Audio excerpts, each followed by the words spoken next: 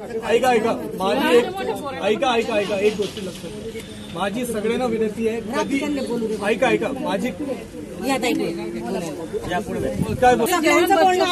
तुमचा कर्तव्य है सर. आदि हमारा छोटा बच्चा गया तो गया, उसके बाप को भी मारा और हमारे जवान भाई बच्चों को भी मारा वो लोगों ने. क्यों मारा? आपने अपने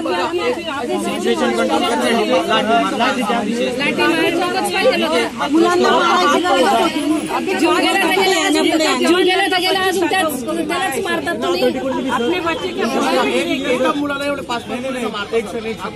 देखो वो देख लिया, उनको बता भी दिया, बट मेरी बात सुनो. 20-22 वर्षाचा मार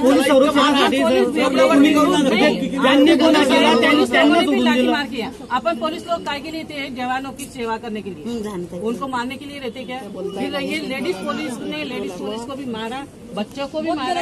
अभी भी हमारे बच्चों को लगा है, अभी भी आए हैं हमारे जवान. खून निकला सबके आंग पर. देखो अभी भी ठीक है. गलत सर, लेकिन ही चुकी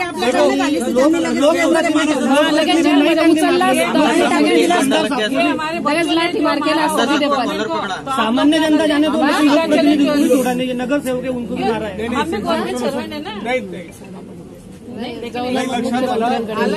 मुख्यमंत्र्यांकडे तुमची भावना जो आहे ती मी कल्पना देतो, आणि त्याच्यावर जो भी अगर कुठले एक्सेस झाला असेल त्याच्यावर मी कल्पना देतो. आणि तीसरा बड़ी गई बायपास का नाही लवकर होत आहे? फ्लायओव्हर मंजुरी मंजूर झालाय तर मग का नाही होतो? नाही, बायपास करा बायपास. बायपास मार्च अखेर पर्यंत आपला पूर्ण प्रयत्न आहे की मार्च अखेर पर्यंत प्रयत्नांनी झालाच पाहिजे. आणि अतिक्रमण तर काल अपघात झाला होता कालिका माता चौकामध्ये. काल 7:15 वाजता कालिका मंदिराजवळ 9 वर्षाचा निष्पाप मुलाचा जीव गेला. या ठिकाणी डंपरने त्या मुलाचा जीव घेतला.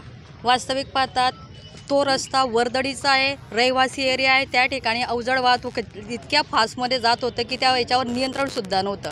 आमची सगळ्यांची मागणी तीच होती प्रशासनाकडे की तुम्ही त्या ठिकाणी अवजड वाहतूक ज्या आहे त्यांना एक टायमिंग द्या, किंवा अवजड वाहनांना बंदी घाला, किंवा त्या अतिक्रमण खूप आहे, अतिक्रमण काढलं जायला पाहिजे. कारण की ऑलरेडी रस्ता खूप छोटा आहे. अतिक्रमणामुळे रस्त्यावर खूप वारंवार अपघात घडत राहतात.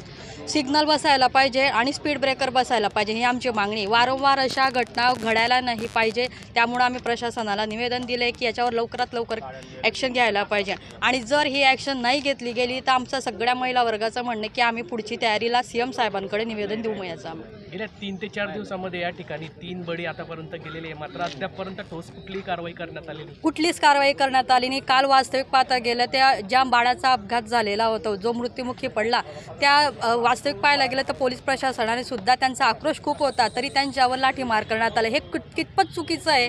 कोणत्या अँगलने हे बरोबर वाटतं आहे की तुम्ही ज्या व्यक्तीने त्याचा स्वतःचा मुलगा गमावला आहे आणि तुम्ही त्यांच्यावरच लाठीचार्ज करताय?